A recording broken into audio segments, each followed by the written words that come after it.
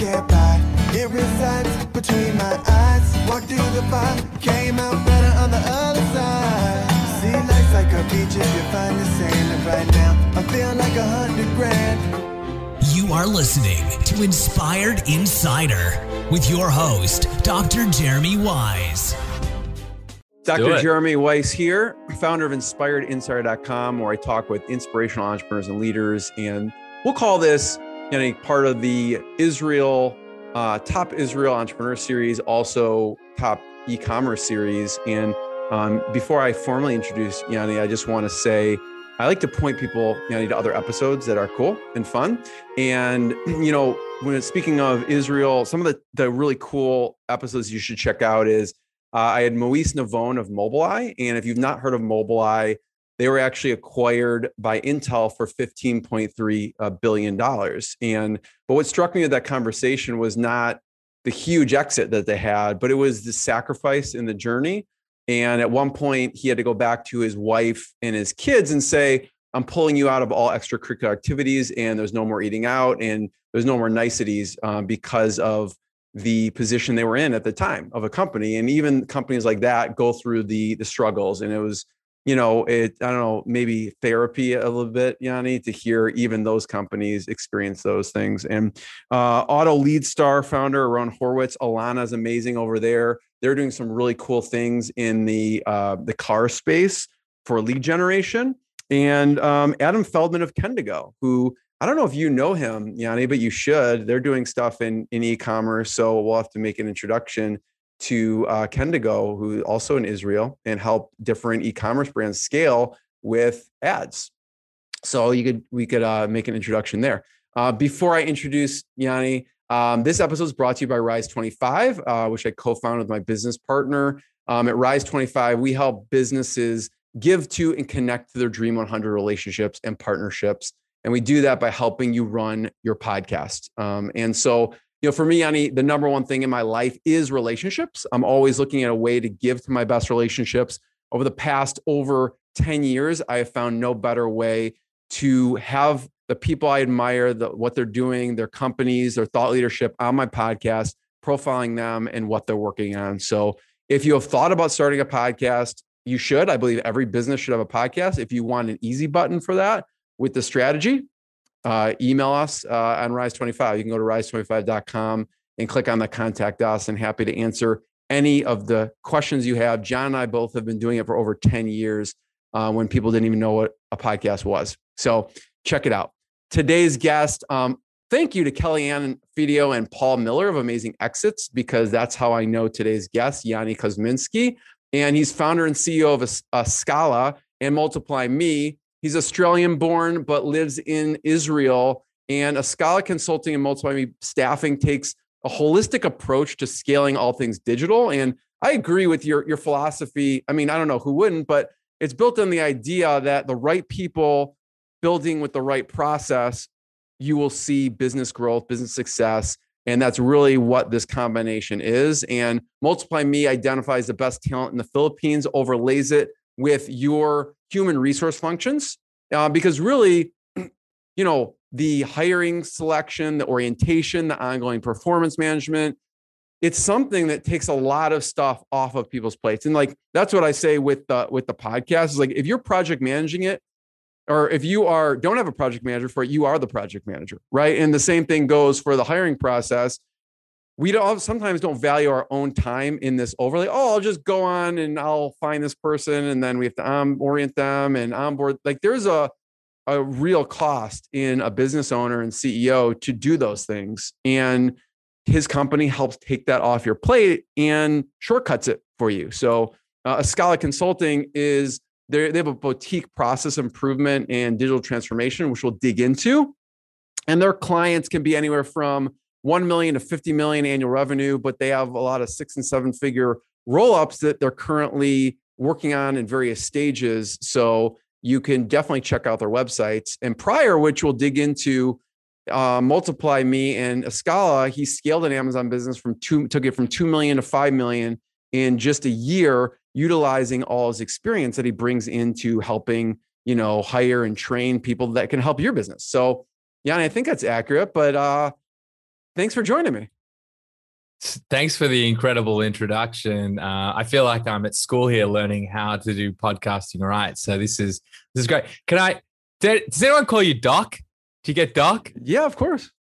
Well, Doc, this is awesome to be here, and just appreciate, the opportunity. Yeah, my background, is in biochemistry and as a chiropractor. So people are like, "What's the doctor?" It's like, no, I can fully treat patients and do all that stuff. So that is where that comes from. But I wanted to start off with, I mentioned the MultiplyMii story. And it strikes me, and we'll get into, because I love to hear your process and methodology for hiring and training and onboarding, because it's so critical. The systems in the hiring, it is critical. It's the non-sexy stuff that makes businesses run properly and smoothly. And so I'm going to have you talk about that. But I wanted to start with kind of before MultiplyMii and Escala, which is, I mentioned you helped scale this Amazon business from 2 million to 5 million. And it's cool. It's interesting how I want you to talk about the entry point, how you entered into that business, and then what happened. Yeah, for sure. Well, I would say that it started, a decade before that, before I entered that business. And sort of where it began is I spent my career in agency land. So I worked in creative and digital agencies in Australia and then the US. And so I got very quickly aware as to, what it looks like to have a great developer or designer or content creator or PPC specialist or Facebook marketer.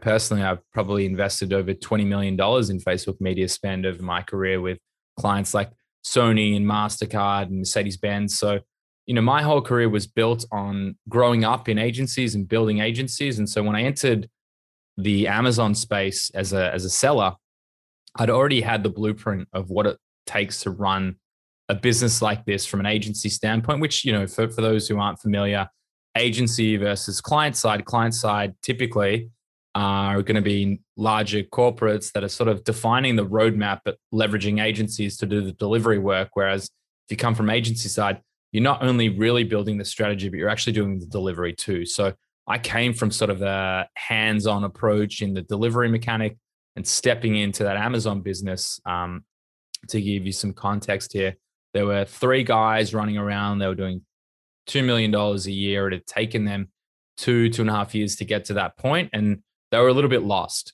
which is where sort of we sit today as well in the consulting business, is that, there are moments in time where it becomes a little bit too hard for just the owner, operator, founder to run a complete operation, whether it's Amazon or anything else, e-commerce related and beyond.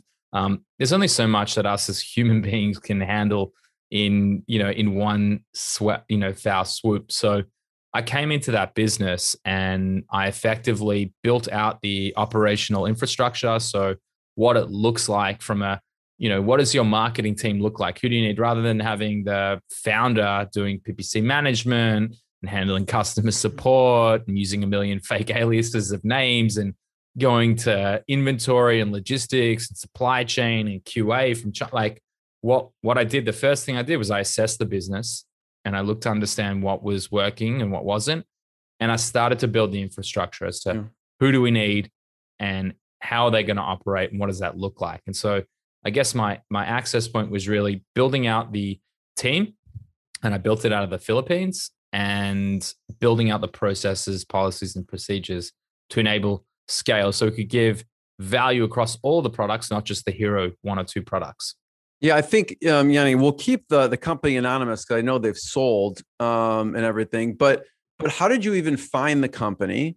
And then what did you come to the table with as far as an offer goes? As far as like, okay, I'm going to put money in, I'm going to put sweat equity in, I'm going to take a percentage. Because it seems like a very no-brainer offer potentially is, hey, I can come in. So how'd you find them? And then how'd you structure like an offer? And you don't have to share exact numbers. No. This is great. I've never been asked that question before. And it's something that took a long time to figure out. And it's something that, I mulled over, and so did they, for a long time. And, it's a negotiation game. So I'll tell you. They're like, Yoni, listen, we already spent like a lot of sweat equity on this. We built this up to $2 million. You're going to come in here and swoop up and whatever. So, and who the heck are you? We don't know you. We've built this business. We've worked together. There were 2 co-founders. So yeah, totally. So how did you find them? Start there for a second. Well, I'll tell you what happened in the lead up to finding them. So I started building my own agency, and it was successful pretty much from day one. It was generating a profit. I think by month 2 or 3, I was doing about 20,000 in monthly recurring revenue and delivering all the services that I knew how to deliver, and helping a lot of brands. And I realized probably 6 months in that as much as I could do this, I wasn't happy doing it. I didn't want to take that solopreneur route. It wasn't how I was wired. I like to bounce ideas off people. And, everyone likes to be a decision maker, but I like to have a collaborative decision. I want other people's opinion, and I want to, as a team, make a good decision, because, you can be too close to a process and sort of lose sight of what you're doing. So I made the decision to say, right, even though I've got a successful agency that I'm building, I want partners. I want to go down this journey with someone else. And so I started meeting pretty much everyone I could in Tel Aviv that was connected to, I sort of realized if I had a product that was my own, I could market it. I could sell it. I knew what to do. I knew how to build it. I've been doing it my whole career. So I wanted to get to that point where I had partners who ticked the boxes that I couldn't. And that was, production from China, inventory, supply chain, and logistics. I didn't want to have to figure out a whole other thing. I'd gone down the drop shipping route. I'd built a successful drop shipping business, and it wasn't really building a brand. So I met these guys. I got introduced to them. There was a dance for honestly way too long, but maybe six or so months we were going back and forth. And I said to them candidly, I don't care if you offered me $500,000 a year today. I'd still say no to the opportunity. I'm not interested in the money today. All I'm looking for is an opportunity to build something where I'm invested in it, and together the sum is greater than the parts, and we're going to be able to have a serious impact. So the period was I took a salary that was below, I was going to say below the poverty line, but honestly, you couldn't live on a wage like that inside of Tel Aviv. It's the 4th most expensive city in the world. And I committed to it. And I said, right, I'll prove myself out over a 6-month period. I'll buy into the business. I'll go through this whole process because I'm committed to showing the impact I could have. And, after that period, technically speaking, I passed their tests, but, it didn't work out the way I'd have liked. And it was honestly one of the more valuable experiences I've had in my life. But that was it. It was a real dance going back and forth. Like I wanted, they wanted to offer me 1% of equity, and some ridiculous amount for the decade of experience I'd had with some of the biggest brands in the world, building it out. And, eventually we got to a point where we both felt like this was a fair deal. In hindsight, I probably still would have been shortchanged, but the reality is, it happened for a reason, and it was a great experience. Yeah. And we'll get to that because we were talking a little before we hit record about a low point, and that kind of will lead into the conversation about MultiplyMii and Escala. But on that point, so did you what was the combination? It was a combination of salary, equity, and equity. Is that what you came to? It's like, okay, so, you're comfortable enough to move forward. Yeah. So it was the equity play in the business, and knowing that I could have impact in, the revenue and the growth around that. So that was a big driver for me in terms of also, and, I never really got there, but decision-making too. It was really important for me that I could actually affect the decision and not be boxed into, the things for me that haven't worked in the past. And it's not that I'm this absolute genius that has it all figured out, because I'm not. But, I was always sort of caged in my ability to give valuable insights into things that I would have believed to have had impact. And so that was a big draw card, having sort of voting rights there. And yeah, you know what? I wasn't on the salary I was on when I lived in the US and was working in agency land, but it was a decent salary to live. I didn't have to start from zero like I've had to do since, and go through that starting journey. So it felt like a fair trade-off.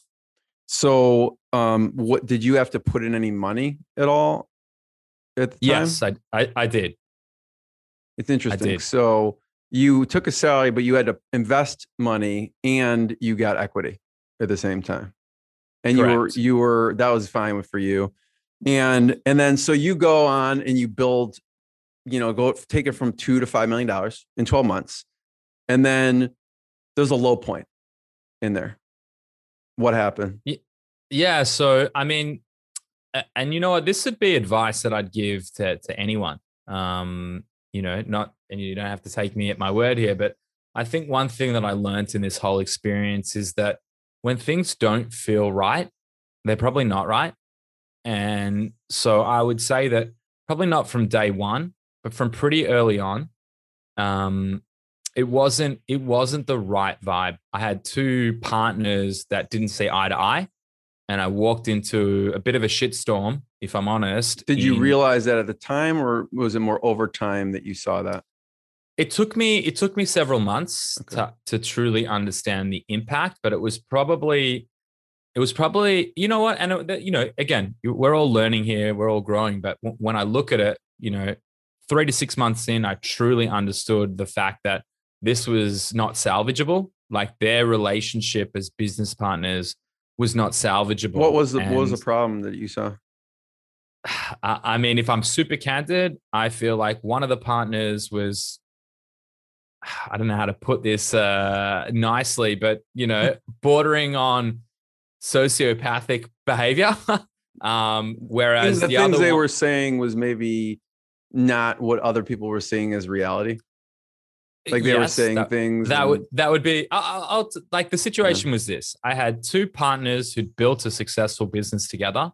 That the two of them had decided that the other wasn't cut out to work together. And so not only am I trying to build this business infrastructure and grow the company, but I'm also playing therapist for, virtually the entirety of working there. So, it gets to a point when you want to talk about a low point, like you've got your personal life, you're trying to build a business, you've got, 10, 15, 20 employees on top of that you genuinely care about, and you want to make sure that they're getting paid. You're spending all of your waking hours working on the business, and then after hours, you're sitting there and you're having a discussion with one of them, and then the other. It's hard enough as it is, and then it just adds these layers of complexity to it. Yeah. So for me, like that entire experience through, I was probably, there was a year that I was really dedicated with them. Yeah. The 6 months in the lead up, there was probably a 6-month courting period where I was involved in the business until I fully committed, and that year that I was committed saw the exponential growth. But that was really, that was the start of, when we started talking about the low point. That was it. Is that it's enough to just try and manage a business and the people that run it, let alone the emotional instability and the constant fighting between two partners where you've come into the party late too. I thought it was really important for you to express that, because to highlight the fact how important, no matter how great the business is doing, how much you can grow it, if there's partners or people that are not getting along, that has a huge impact on the business, but also the happiness level as well. And so then what ended up happening?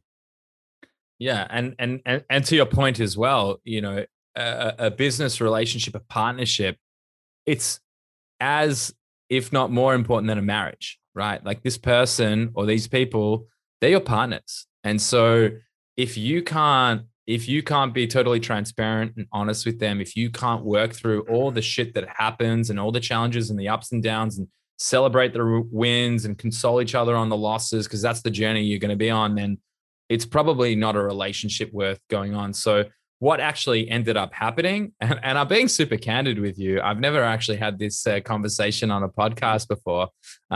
So let's see how it turns out. But right.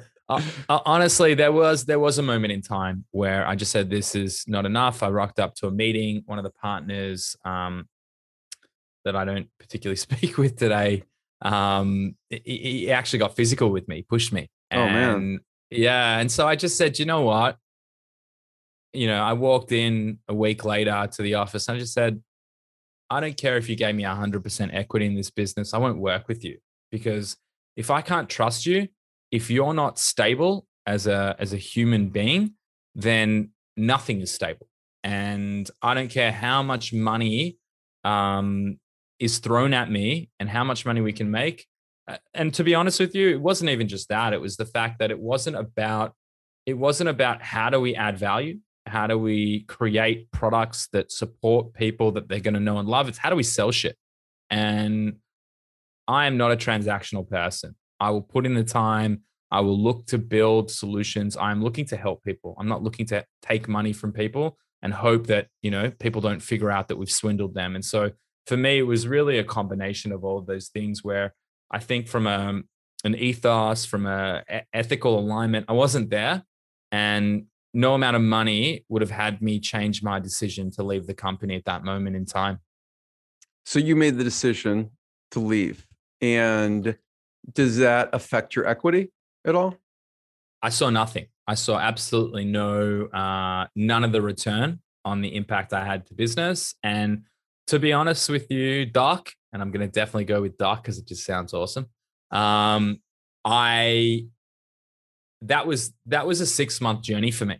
And I think like one of the things that, for anyone who might be going through a similar situation, the decision I was making is I'm so invested in this. I've done so many hours. I've done so much work. I've actually, it was a successful business before, but I built a company with my team. And there's a fundamental difference when you build in systems and processes and SOPs and training documentation and an infrastructure that enables true growth and scale versus just trying to figure it all out yourself. So for me, the biggest challenge was, do I throw in the towel and give up on all of this sweat equity and investment and the ups and downs that I've gone? And do I start? Yeah. So that was it. That was, well, because also they were, a little of the backstory is they were, looking to sell it as well. So it's not like there was a 5-year horizon. It could have been within a year. And I think they ended up selling the company, like maybe not shortly after, but soon enough after. They weren't like, oh, we're going to sell this in 10 years. So you're also making a conscious decision to walk away from that exit. You could have waited it out technically. Yeah. Yeah. So we were already having discussions about acquisition or about getting investment, a number of different things. We'd had discussions with brokers, and it was never really solidified. Like there was no underlying intent we're going to sell in the next 6 months.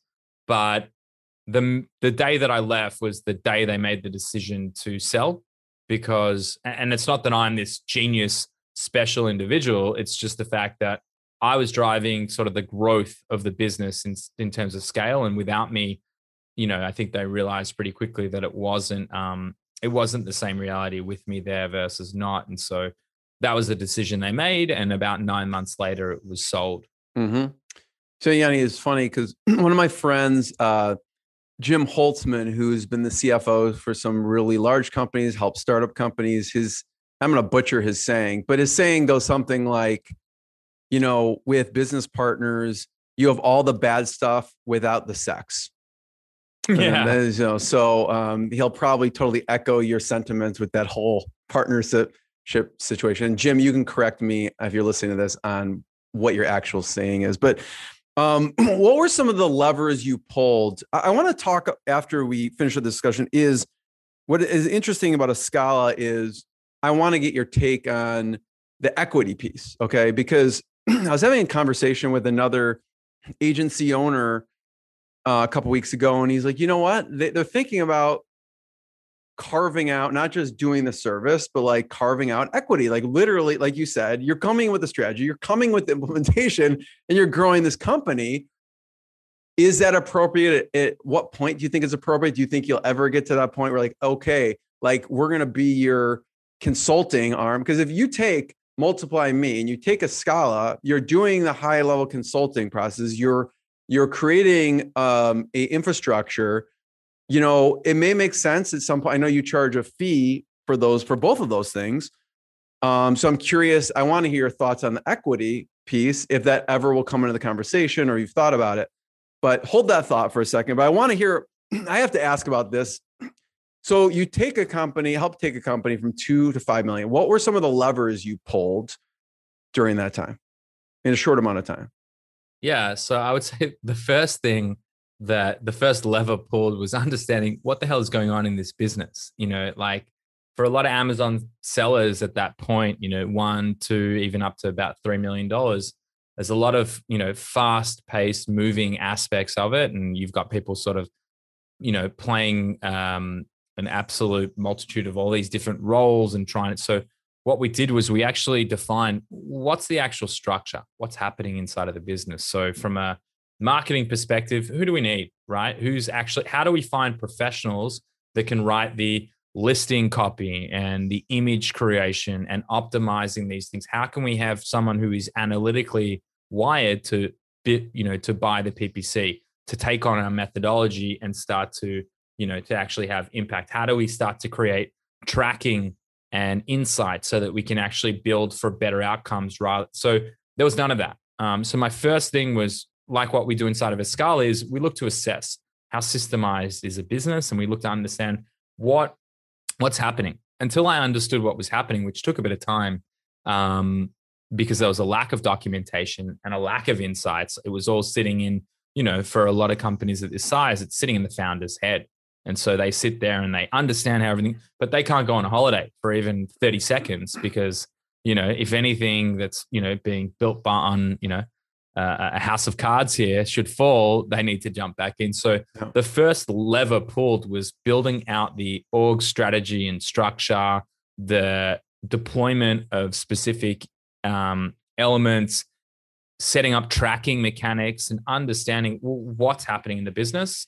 And from there, I think the first thing that we built out was our customer support team. So my co-founder, who I brought in at an early stage in that business, effectively went on to build a 24-hour customer support team where we could answer all queries through Seller Central within a max of a 6-hour window. So we built out training, documentation, insights, and just from that little tweak, we stopped seeing a lot of the negative outcomes happen where things just get left. And that was probably the first inroad, was that we built a system, we built a team, it was functional. No longer did the founders have to get involved in customer support, which is highly important and valuable, but that's not where you as a founder typically are going to add the most value in a business. Got it. So I'm going to overlay this story with Escala a little bit. So the first thing you did, to the levers you pulled, is you came in and assessed, and this is kind of overlay with Escala too, because probably the methodology you use. You come and you assess and you go, cool, what's the organizational strategy? Who's the team? What's the 80-20? What's the 20% we need to do right now? And you're like, customer support is lacking, and you implement it. So now you assess it, but now the next piece is kind of the implementation, choosing the top 20% of the things that you need to do first and build out, which would be, in this situation, the customer support. So another company may be a different thing. So after you assess and you choose some of these things to implement, what do you do? What do you do next? Yeah. Well, in that company specifically, it was a we were selling at least 250,000 products a year. So you can imagine the influx, especially some of the products weren't the most well built. So the influx, customer support was high touch, a lot of time, not a lot of value. So we removed that from it. So in terms of Escala, so also just about our methodology too, the Escala company, we've got now 20 management consultants who are ex-EY and Accenture out of the Philippines. And so what we effectively did was we took a lot of the high level methodology from EY, and we're also we run on EOS internally. So we've taken a lot of the insights of a lot of smarter people before us, and we've built something unique for the e-commerce and Amazon community where we look at our own maturity framework and methodology. So it's evolved a lot since I spent time in that business, but to look at how we look at the world today, we look at how systemized is a business based on your people, process, and technology.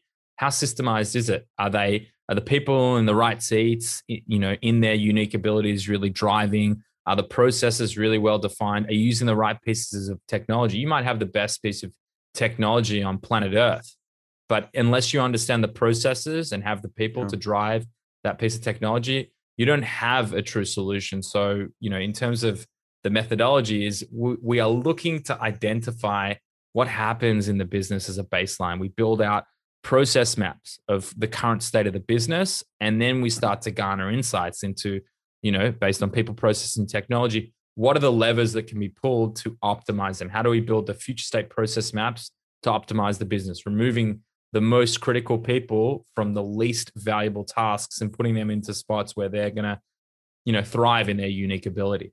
So I don't know if that answered your question. Yeah. No, I mean, I one thing I want to give a shout out to Gino Wickman, who's been on the podcast. So check out his episode, and his book Traction is phenomenal. So, he's the EOS methodology is really helped a lot, many businesses, as far as that goes.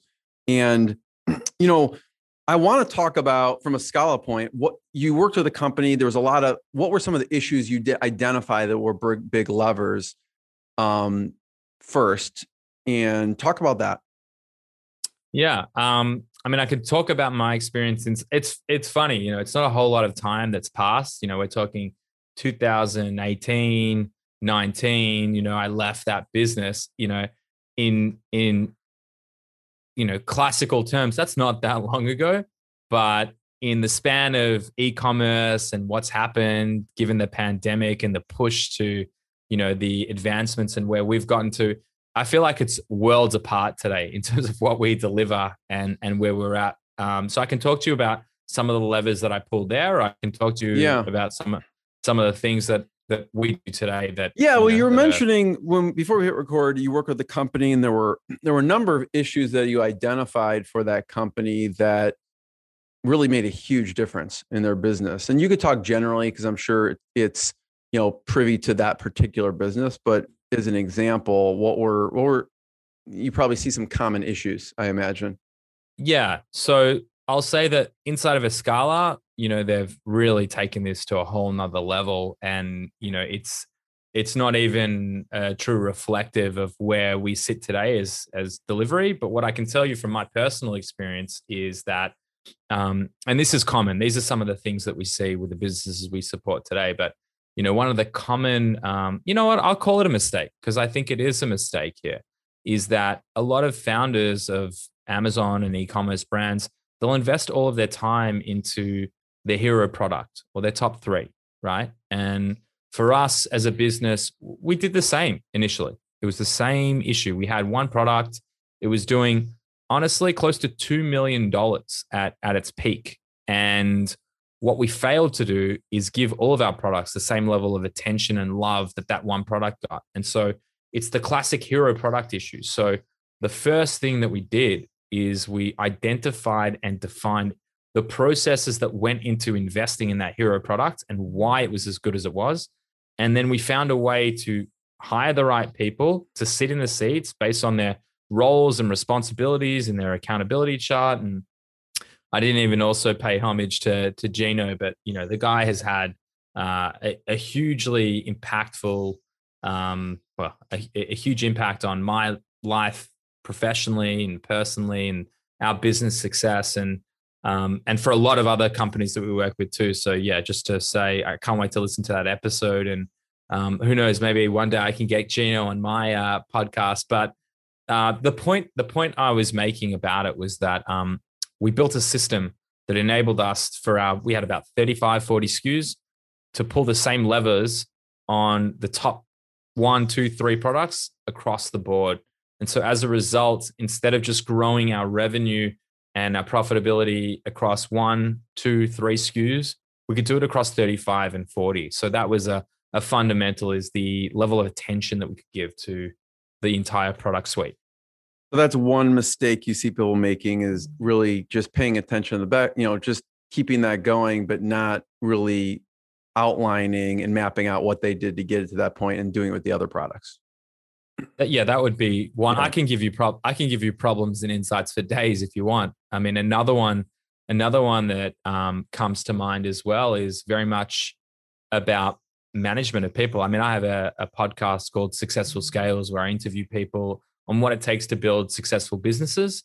And, one of the things that keeps coming up, and one of the things that I saw as a fundamental challenge inside of that business, was that, you have founders or senior management simply telling people what to do and having them stick with inside of their lanes, rather than really giving them true accountability and responsibility around the business objective, or their responsibility inside of the business that ladders up to the higher business objective, and setting them free. So, one of the things we changed is that we gave people autonomy and authority and an ability to make suggestions and make changes. And, these are the people, these are your, I wouldn't even call them your foot soldiers. These are the people that are driving your business. The person that thinks, and it always stick in my mind, like I used to be told all the time, like, we are the business, like us as the, 2 or 3 owners of the business, we're the business. And I could not disagree more. I am my responsibility in the business is, how do I work for everyone else? How do I support them to have the most impact inside of the business? And anything I can do to help enable them to achieve more, that's my objective. It doesn't matter about me. I'm just one other person playing my part in our collective goal. And for us now, it's about creating jobs. And that for me is the driving force. How many lives have we touched to have positive impact and put food on people's table? So the leadership piece, making sure people have the autonomy and authority to make decisions, so that the owner, whoever, is not a bottleneck in things. What's another one that you see? Yeah. So, it kind of ladders into what I was talking about before, but the building out the processes. So, the one biggest risk that you have as a business owner is to have a dependency or a reliance on a single linchpin.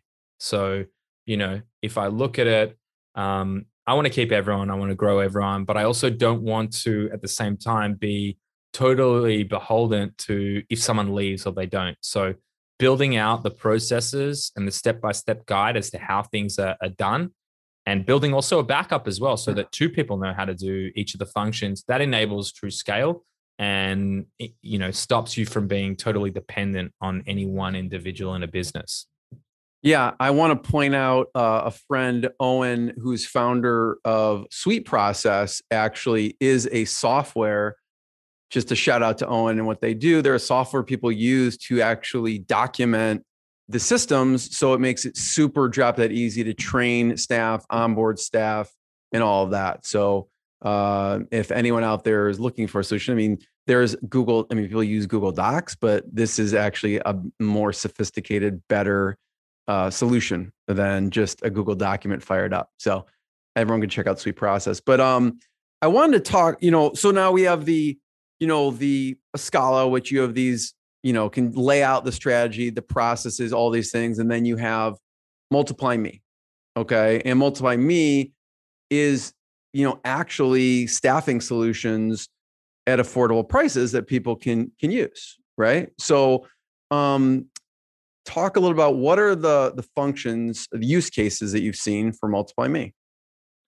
Yeah. So for MultiplyMii, and this was sort of the light bulb moment that I had working and building that Amazon business, was that, I am someone who has worked in the space for my entire career. I know what a good designer looks like, a good developer, copywriter, content creator, whatever it is. And I used to invest 20, 30 hours a week searching things I like to call onlinejobs.ph, like the gateway drug to the Philippines. I used to scour all these different platforms, Upwork, FreeUp, freelancer.com, Speed, like you name it. And what I realized was, and even though I even did a year of recruitment or headhunting, that wasn't my unique ability. I didn't have the patience for it. And I would spend 20 to 30 hours and I'd maybe hire one person, hired a recruiter, and understood that I would have 2 to 3 hours a week of interviews, and I'd hire 2 out of 3 people.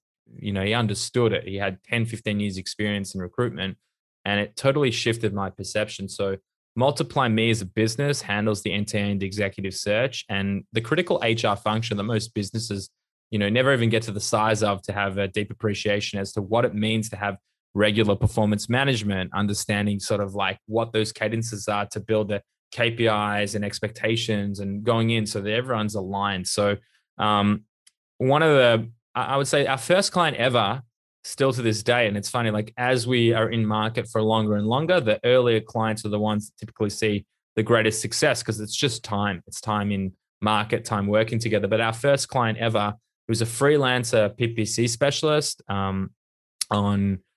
he was doing Google AdWords. And today he has a team of, I believe, about 8 through MultiplyMii, where between Escala and MultiplyMii, we help build out his onboarding, performance management, and everything in between, his training videos, documentation. We built him an infrastructure and a system to train people.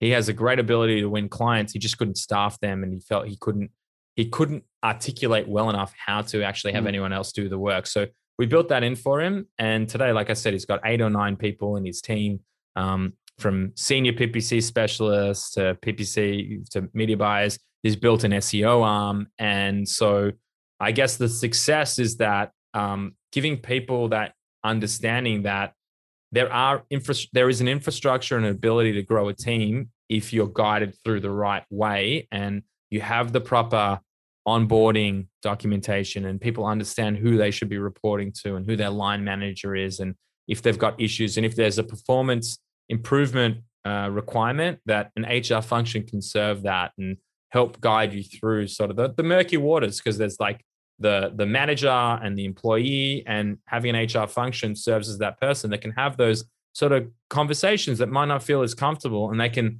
almost be the middleman to solve for X. So, Yoni, get a little granular with me. What type of positions can someone go to MultiplyMii? And just to let people know, it's multiplyMii.com, multiplyMii.com, and you can check out their website and what they're doing. What positions, like someone's like, okay, I'm looking for this position or that position. What are the common positions people use and hire, use your company to hire for? Yeah. So I'll make the statement that if you're looking for a VA, like if you're looking for someone who does a little bit of data entry, sure, we could find that for you, but that's not who we are in our DNA. What we are is we're the access point to real professional talent. So we do a lot of headhunting. We find people who are in jobs in, professional roles in the Philippines, corporate Philippines. And some of the roles include inventory and logistics, supply chain, operations managers, like real specific creative stuff. Yeah, designers, developers, customer support, really the gamut of anything that's going to touch on the e-commerce and agency space is our sweet spot. But I guess the underlying thing is that it's real professionals, because the only way we see true growth is where you have someone who is a dedicated resource and an employee of the company, living and breathing your culture that's going to enable growth. There's definitely a place for freelancers, but not when it's your core. Like we try to freelance a project manager, and it's very hard when you have, them working on multiple companies on multiple projects if they're not really living and breathing it every day. Yeah. So I encourage people to check out MultiplyMii.com. You can go to their page and you can search, okay, I'm looking for accounting. I'm looking for Amazon. I'm looking for e-commerce. I'm looking for content. I'm looking for customer support, voice or non. So you have all these categories that people can check out. Developer, human resources, marketing. So check it out if you're looking for someone. We're all, a lot of people are looking for someone. Check it out and just poke around. But I guess, for that, is this someone then, okay, is this only, okay, I need a full-time person? So when they're going to use like, cool, this is a full-time person, or is it, okay, if I need 20 hours, it's still full-time, you just get 20 hours. How does that work as far as what people, what their hours are looking for match? Yeah. So I'd say most of our clients, like the 90 percentile, potentially even plus, would be full-time team members. Got it. We do go as low as 20 hours a week for people in special cases. But I think, just as a philosophy, giving someone a full-time opportunity, living and breathing your business and your culture has lasting impact and has them really, live, breathe, die, bleed for your vision and your business. So, I want to be the first one to thank you. I think, it's really thank you for sharing some of the hard times, because oftentimes in that, it's a learning opportunity. We didn't get your thoughts on the equity. I know there's another call going on, so you'll just have to ask them. But I want to encourage people to go to MultiplyMii.com. You can check out We Are Escala, ESCALA.com. Is there any other places we should point people online, Yoni, to check you out? Do you know what? If you guys are looking to learn as well, I'd say check out successfulscales.com. And that's me interviewing people on what it takes to grow big businesses. So that's something for me that, the logic for me was I'm trying to learn as quickly as I can. So I may as well hit record. And while I'm asking questions, have everyone else learn along with me as to what it takes to build some of the bigger businesses. And, I've spoken to a lot of the aggregators and the roll-ups, and I feel like, Doc, you'd be a great guest. So we'll have to get you on there too. Cool. Check out that. Check out the websites. Check out Rise 25. Check out more episodes of the InspiredInsider.com. Thanks, everyone. Thanks, Yoni. Thank you. What I got, you can't buy. It resides between my eyes. Walked through the fire, came out.